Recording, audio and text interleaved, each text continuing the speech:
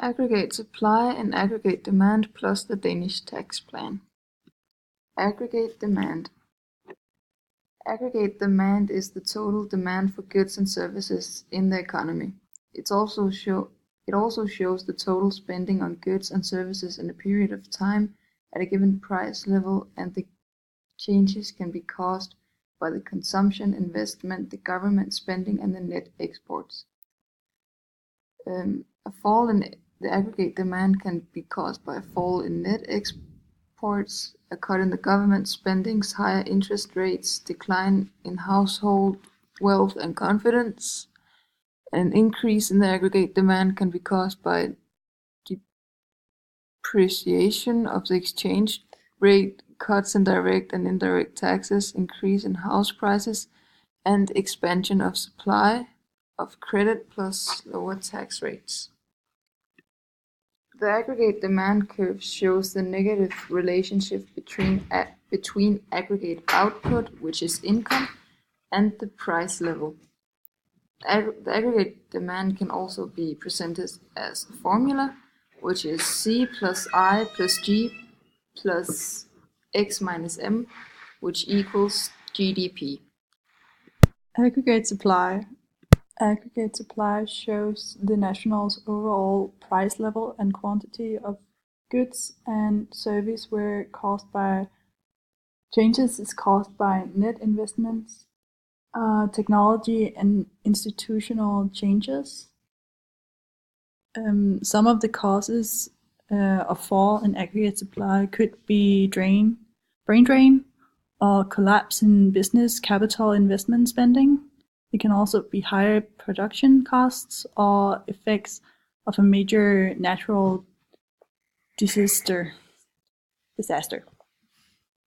Short-run aggregate supply. The changes is caused by supply shocks, and this can be bad or good weather or military actions. It can also be the price changes or general price changes. It can be changes in expectations for inflation. If prices are to be higher in a few years, sellers may not be as willing to sell at the current price level. And in this chart, you can see a short-run aggregate supply curve where you can see the price changes. And then we have the articles. So we have chosen 2 articles. First, we look at the article, Denmark's government announces a new tax plan. They have a tax proposal where 21,000 Danes in full-time employment will pay lower amounts of tax, and the state will collect 23 billion kroner less from taxation should the plan be implemented. Beskæftigelsesfradraget will be scrapped by the new plan, benefiting people with an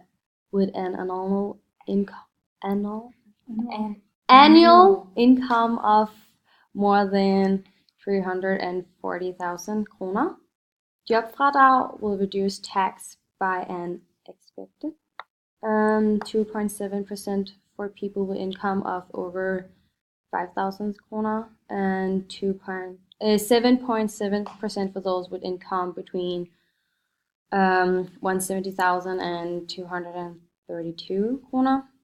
And people with low incomes, tax deduction worth 4,000 kroner, while vulnerable citizens will be able to earn a limited amount tax-free. And then we have Finance Minister Kristian Jensen, who said in the government's publication of the plan that they will increase the working and making it more attractive to work longer hours and ensuring that it pays better to save up for a pension. Then we have our second article, Denmark government's tax plan could benefit base by millions. A fund has been set aside in the government's new finance plan to fund smaller initiatives with Venstre, Conservatives, and Liberal Alliance. And then we have Venstre's idea is that 8 million kroner granted annually to support fishing in the town of Assens. Conservatives wants to secure 2 million kroner i Øresund Aquarium in Helsingør. The money will be drawn from the $100 million kroner pool to be shared between the three coalition partners in the new budget, according to the report. And Liberal Alliance plans to assign its share to further negotiations on tax reduction. Our thoughts in aggregate demand and supply. There will be an increase in aggregate demand caused by the cut in direct tax and a change in government indirect taxes or subsidies will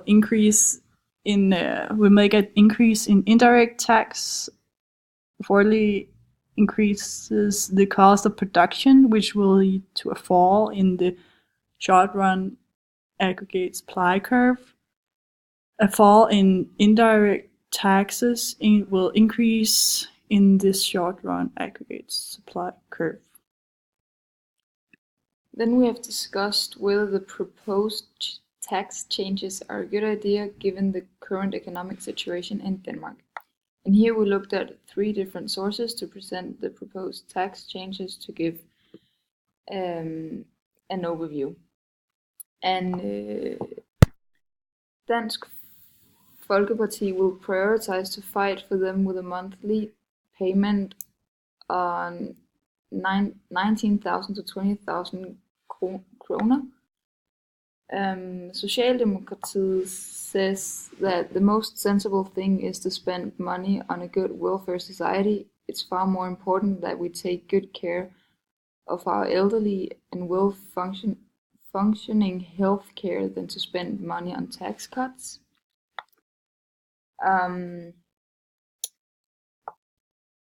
So the finance minister for Venstre will make a growth in Danish economy with 2.7%. And then they want to invest in welfare. They want to put 2.6 billion kroner to initiatives, 500 million kroner to healthcare and the elders, 500 million kroner in the next 4 years to banditry and tougher sentencing, 410 million kroner to new infrastructure projects to create growth, and Denmark is related. And then we have, as the last thing, our thoughts on the proposed tax plan. We think that the new Danish tax plan will be good for the Danish economy. It's an opportunity to encourage people to buy more, because if the proposal goes through, then the people will have more money. The tax reliefs are welfare, and it will create new workplaces and thereby new jobs to increase the aggregate demand.